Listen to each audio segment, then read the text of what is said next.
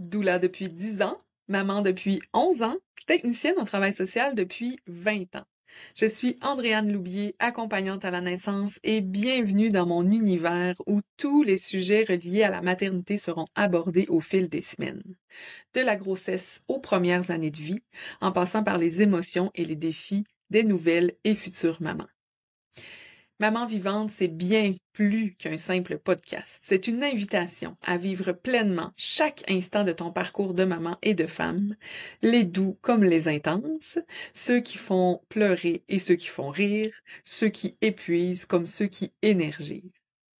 Parce que ton rôle de mère est celui qui prend la plus grande place, te sentir vivante comme maman, c'est te sentir vivante dans ta vie.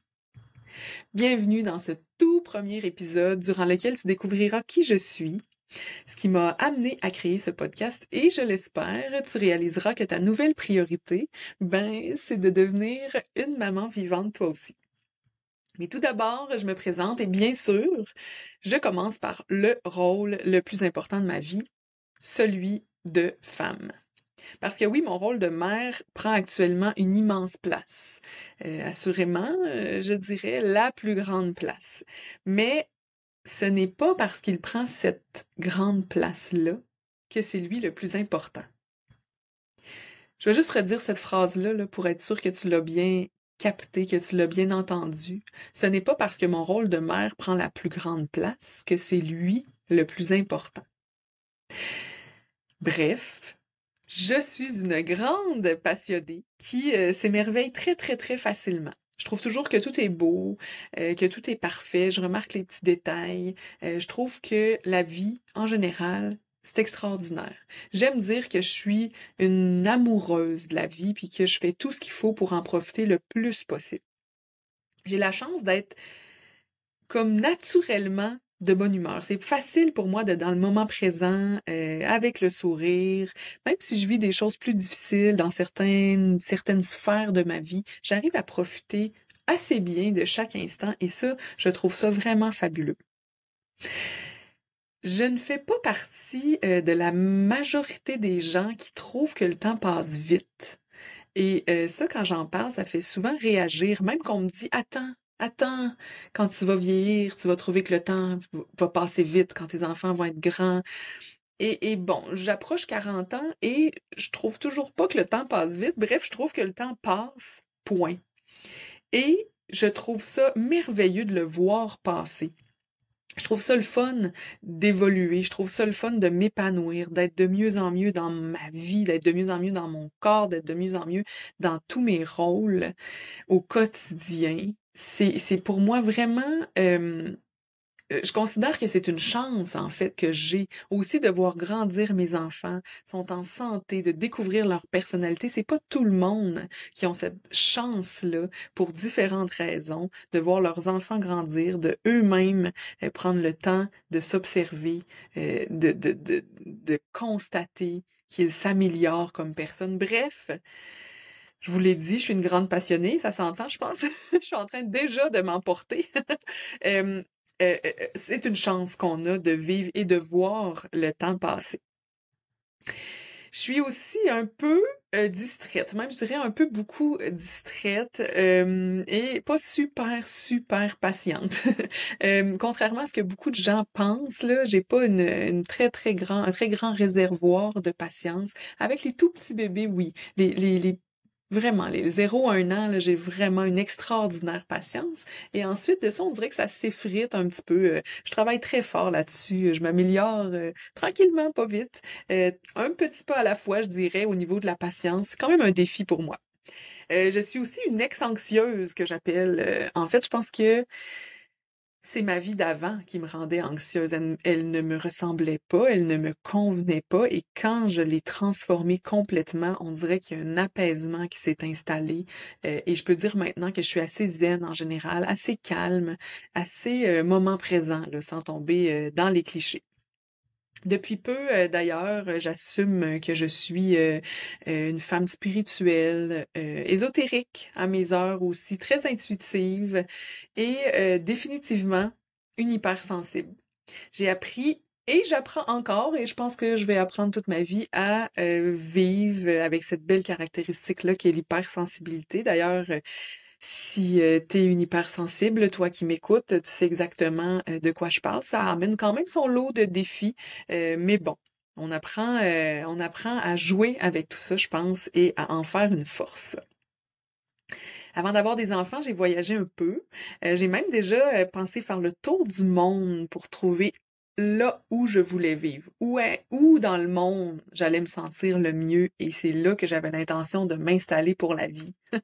Alors, finalement, je suis revenue à la suite d'un voyage qui a duré environ 9 mois. Je suis revenue dans mon patelin, finalement, retour aux sources. Mais quand je suis partie, je ne savais pas à quel moment j'allais revenir.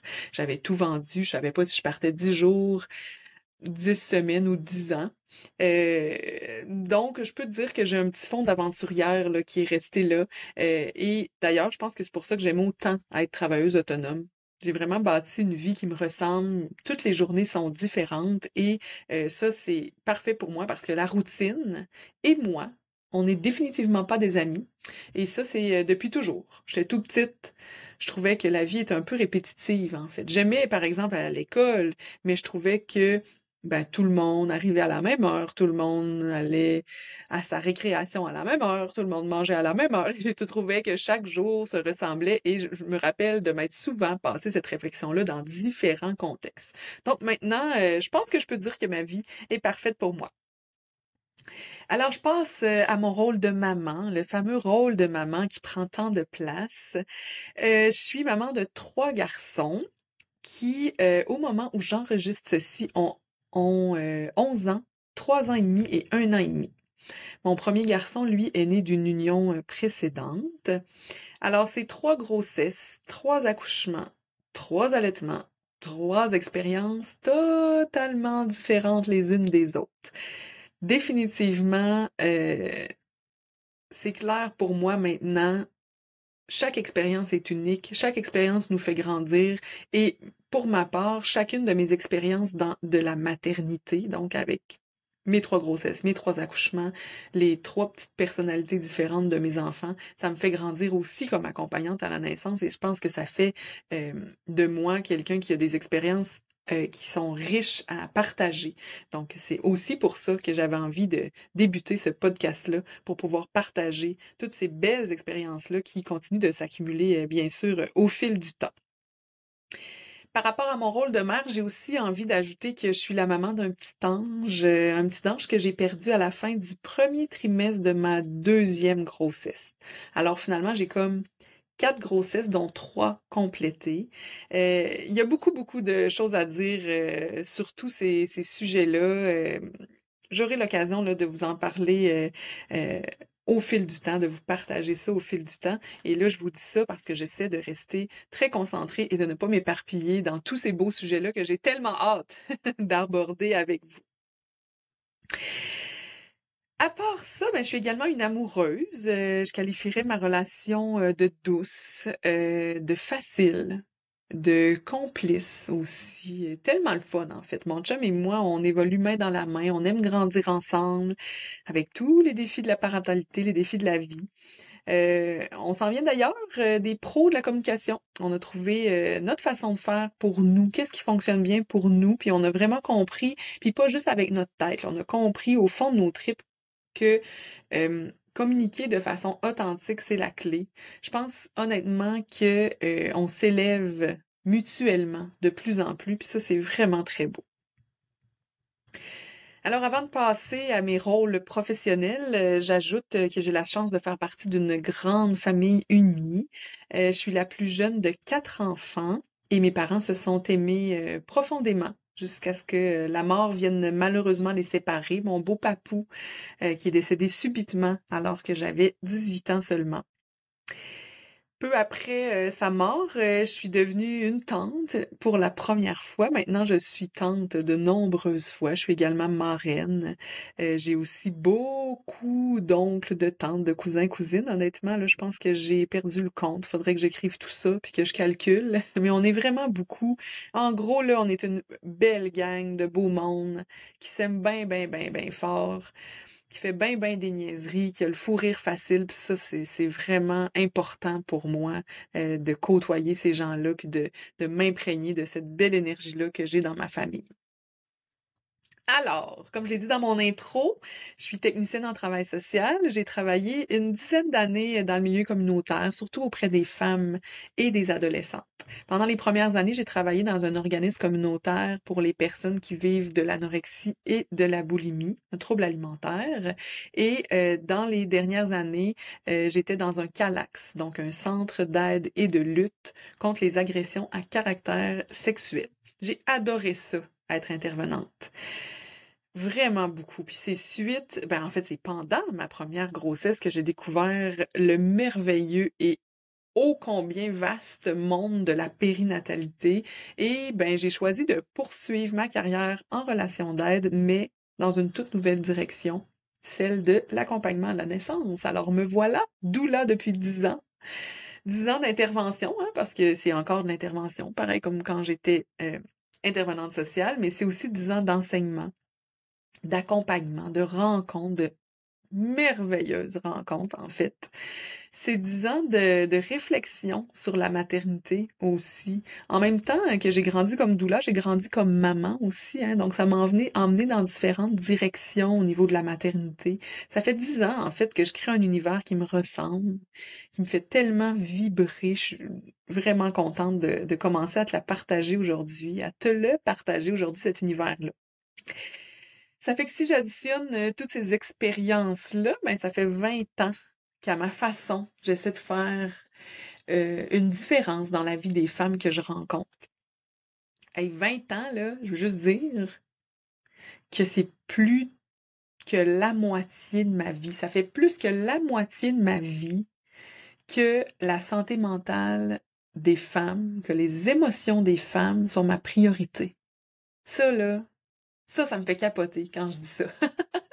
Puis c'est dernièrement que j'ai fait une constatation qui m'a profondément touchée. En fait, c'est bien sûr quelque chose que je savais déjà, hein, que j'avais déjà remarqué, mais là, dernièrement, ça m'a vraiment bouleversée de constater à quel point les femmes de mon entourage, une grande majorité de femmes de mon entourage, euh, au niveau professionnel, dans ma vie personnelle aussi, les femmes que je vois passer sur les réseaux sociaux, des collègues, d'autres entrepreneurs, bref, beaucoup de femmes ne savent plus qui elles sont, ne savent plus ce qu'elles aiment, ne savent plus ce qu'elles veulent.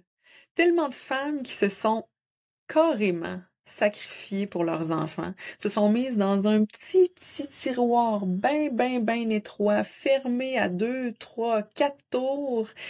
Et là, elles sont coincées dans le tourbillon de leur vie de mère, dans les émotions, dans la conciliation, travail, famille, amoureux, défis, décisions aussi, hein, quand on devient parent, il y a tellement de décisions à prendre chaque jour, des micro-décisions, d'autres jours des plus grosses décisions. Il y a beaucoup de changements aussi. Nos enfants vivent une situation, on surfe sur la vague, ça va bien, on est dans une belle phase et whoop, tout d'un coup ça change, nouvelle situation. Ça demande beaucoup d'adaptation et de lâcher prise, et beaucoup de femmes se sont oubliées petit à petit, très discrètement, et là maintenant, savent plus par où commencer pour reconnecter à la femme qu'elles sont. Des fois, ça fait 20 ans qu'elles sont dans ce petit tiroir-là. Des fois, ça fait 2 ans. Des fois, ça fait 10 ans. Peu importe. Aller ouvrir ce tiroir-là, on dirait que des fois, c'est épeurant. On a peur de trouver je sais pas quoi. On a peur de ce qu'on va trouver, en fait. Et ça, c'est dans plusieurs générations, que ce soit même la génération de ma grand-mère, de ma mère, la mienne, la génération qui est juste après la mienne. Je le remarque tous les jours dans ma pratique, dans mon quotidien, que beaucoup de femmes ont de la misère à reconnecter avec qui elles sont parce qu'elles se sont beaucoup trop souvent et même tout le temps mises de côté. Et ça, là, ça vient me chercher, là, tellement profondément. On peut-tu arrêter de reproduire ce modèle-là? On peut-tu juste arrêter de se perdre? Et je me suis demandé ce que moi je pouvais faire pour contribuer à ce changement-là que je souhaite voir arriver dans notre société. Et c'est dans les derniers mois que ça s'est clarifié pour moi. Et si, dès le départ du parcours de maman, les femmes se préparaient, s'entouraient et demeuraient connectées à elles-mêmes pour ne jamais se perdre. Et si chaque femme continuait d'être une priorité même à travers la maternité. Et si dès le départ, les femmes mettaient tout en place pour devenir des mamans vivantes. Puis là, ce podcast-là, à quoi qu'il va me servir? Ben, c'est à crier à toutes les futures et nouvelles mamans. Hey, c'est le temps là, de prendre cette direction-là. C'est le temps maintenant de faire des choix pour qu'on brise ce cycle-là de la femme qui s'oublie et qui se retrouve 20 ans, 30 ans, 40 ans plus tard à ne plus se reconnaître, à ne plus savoir ce qu'elle souhaite, à être finalement subir sa vie et pour plusieurs être carrément malheureuse. J'espère que mon podcast va arriver aux oreilles de ces futures et nouvelles mamans-là et même de mamans plus vieilles, de mamans plus d'expérience qui vont peut-être aller trouver aussi des épisodes qui vont les allumer puis qui vont pouvoir les faire grandir dans ce chemin-là de la maman vivante. Alors, je suis rendue là à vous partager c'est quoi ça, une maman vivante. Selon moi, il y a 3 clés importantes. 3 choses dont je vais vous parler dans les prochaines minutes. Alors, la première, c'est la préparation. Une maman préparée et informée, ça devient une maman confiante. Avoir des connaissances, ça augmente nécessairement le niveau de confiance. Confiance en soi, confiance en son corps pour donner naissance, pour allaiter, confiance aussi en son ou sa partenaire. Parce que les parents qui se préparent ensemble sont plus complices, sont sur la même longueur d'onde, automatiquement, ils se font plus confiance aussi. La préparation, c'est aussi connecter à son propre pouvoir. Parce qu'avoir des connaissances, ça permet de prendre des décisions éclairées pour soi, pour son bébé, ses enfants, pour la famille, avant, pendant, après l'accouchement, dans les années à venir. Ça permet de faire des choix, des vrais choix. Et ça permet de ne pas dire les 2 mots qui me font capoter quand je les entends sortir de la bouche des parents, c'est-à-dire avoir su. Avoir des connaissances, ça permet de ne pas dire avoir su. Avoir su, j'aurais fait un choix différent. Avoir su, on aurait fait telle ou telle chose. Avoir su, j'aurais refusé telle ou telle chose. Je souhaite que ces 2 mots-là disparaissent de la bouche des parents. Et une bonne préparation, je pense que ça peut emmener ça, la disparition de ces mots-là. En plus, définitivement, ça aide à développer un grand sentiment de sérénité, d'être préparé, de faire une bonne préparation quand on se prépare à devenir parent, bref. Savoir qu'on a des outils, qu'on a des connaissances, ça permet de diminuer énormément l'anticipation et, par la bande, à être dans le fameux moment présent, de mieux profiter de chaque étape dans le calme avec le moins de stress possible. Puis, je dirais aussi qu'être bien préparé, ça crée un sentiment de fierté. Ce qui me vient, c'est entre autres par rapport à l'accouchement.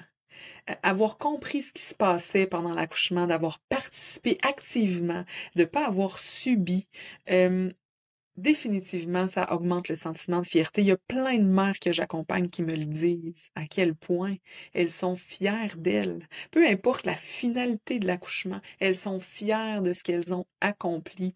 Elles sont fières d'avoir pris des décisions éclairées. Elles sont fières de l'équipe qu'elles ont fait avec leur partenaire. Quand j'entends ça, j'adore ça. Ça fait définitivement partie de mon salaire quand j'entends des parents dire qu'ils sont fiers d'eux.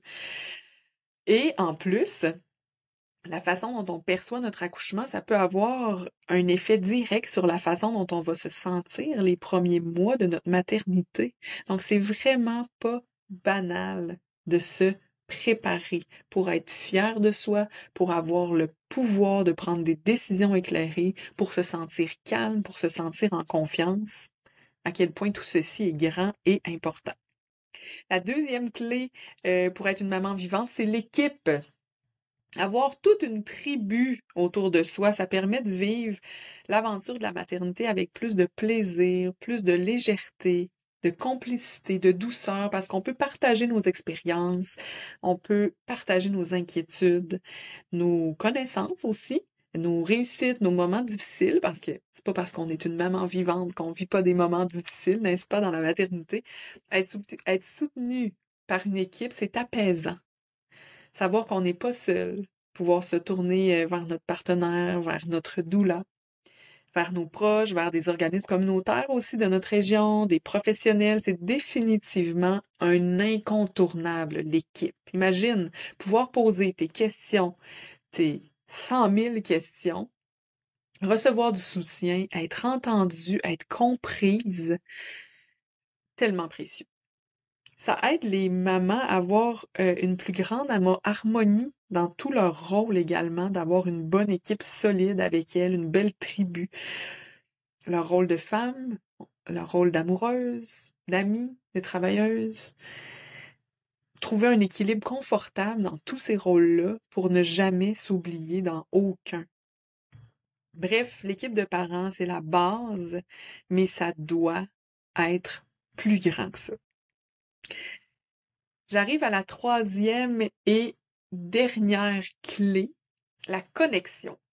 Et là, je parle ici de la connexion à soi. Donc, c'est vraiment une clé hyper importante dont je vais parler très souvent. Rester connecté à soi, c'est ne jamais s'oublier. Puis quand on s'oublie pas, on prend beaucoup mieux soin de nos besoins. Et ça, automatiquement, ça augmente le niveau de bonheur. Puis quand il y a du bonheur, ben, la bienveillance envers soi, envers bébé, envers notre partenaire, elle vient beaucoup plus naturellement. On va se le dire, là, on veut tout être dans la bienveillance, on veut tout intervenir calmement, fermement, mais calmement avec nos enfants, être pleine de douceur, être attentionné envers soi, envers les autres, on veut tout ça. Mais quand on prend pas soin de nos besoins, être dans la bienveillance, c'est un giga défi, voire même je me demande si c'est possible. Donc, être connecté à soi, ça va faciliter la bienveillance envers tout le monde au quotidien. La connexion à soi, selon moi, c'est aussi se connecter à son intuition. Parce qu'on a toute une petite voix qui nous guide, puis c'est tellement facile de l'ignorer, d'oublier qu'on a tout ce qu'il faut à l'intérieur de nous pour s'occuper de notre bébé et prendre les bonnes décisions. Je vais le redire, on a tout ce qu'il faut à l'intérieur de nous pour s'occuper de notre bébé et prendre les bonnes décisions. Quelle belle phrase importante. Donc, en demeurant connecté à soi, on se branche sur notre intuition et tout devient plus facile. Tout ceci, ça plonge les mamans dans un grand sentiment d'épanouissement et de vitalité. Être connecté à soi, ça amène de la vitalité. Les femmes prennent soin d'elles, elles prennent soin de leur corps, elles prennent soin de leur couple, elles créent leur propre énergie pour vivre les nombreux défis de la maternité avec plus de facilité et de lâcher prise. Et je conclurai cette troisième clé, en fait, cette description des trois clés en disant que cette solidité-là, les femmes vont la traîner avec elles toute leur vie. Ça va les suivre toute leur vie de mère, toute leur vie de femme, parce que ça n'aura pas été dès le départ complètement chaotique, souffrant, déboussolant, parce qu'elles vont avoir eu ce qu'il faut pour être bien. Elles vont avoir eu ce qu'il faut pour être zen, pour être confiantes, pour avancer une étape à la fois, d'une façon tellement sereine. Et dans les moments difficiles, ben, elles vont avoir eu plein de ressources, des ressources internes auxquelles elles vont être connectées facilement parce qu'elles vont être habituées de s'y connecter, et des ressources externes parce que l'équipe va être là depuis le départ, depuis l'annonce de la grossesse. Il va avoir une équipe, une tribu avec elle. Est-ce que ça te parle tout ça? Parce que moi, ça résonne vraiment, vraiment fort. J'ai super hâte, je l'ai dit plein de fois, là, je le sais, mais je vais leur dire, j'ai super hâte d'aborder la tonne de sujets qui vont tous nous faire cheminer pour être chaque jour de plus en plus une maman vivante. Alors, je conclus ici pour aujourd'hui. Et si ça te tente de m'écrire pour me dire qu'est-ce que tu penses de tout ça, ben ça va me faire ultra plaisir de te lire. En fait, j'ai envie d'entendre ce que tu penses de tout ça parce que là, moi, je me lance comme ça, avec cette grande vision-là, cette grande envie de changer le visage de la maternité. Mais toi, qu'est-ce que tu en penses? Ça vibre-tu? Est-ce que ça vibre à l'intérieur de toi? Est-ce que ça te tente qu'on partage des sujets là, tous ces sujets-là, finalement? Bref, écris-moi donc pour me dire qu'est-ce que tu en penses. Puis, si ça fait du sens pour toi, que tu penses que tu peux contribuer à la vie d'une ou de plusieurs femmes autour de toi, ben bien évidemment, tu peux partager ce podcast. Ça serait vraiment génial, en fait. On veut que le message se rende au plus de femmes possible. Et nous, eh bien, ben, on se reparle très bientôt dans un prochain épisode. Ciao!